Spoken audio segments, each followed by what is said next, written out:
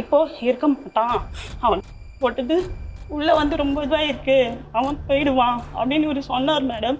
என்கிட்டயும் சொன்னதும் இல்லாமல் அப்பாவுக்கு நான் ஃபோன் போட்டு நான் சொன்னோன்னா என்கிட்டேருந்து ஃபோன் வாங்கி அப்பாக்கிட்டையும் சொன்னார் மேடம். இதுமாரி உங்கள் பேரன் தவற போகிறான், அவன் இருக்க மாட்டான், நீங்கள் வாங்கன்னு கூட சொல்ல முடியாது, போக போகிறான், எங்களை விட்டு போக போகிறான், எங்களை விட்டு போக போகிறான்னு தான் இவர் சொன்னார் மேடம். இப்போ இந்த வார்த்தை சொன்னதுக்கு அப்புறம் எப்படி மேடம் எனக்கு இருக்கும்? கனகராஜ் கனகராஜ் கனகராஜ் ரத்த வண்டி எடுத்தானா?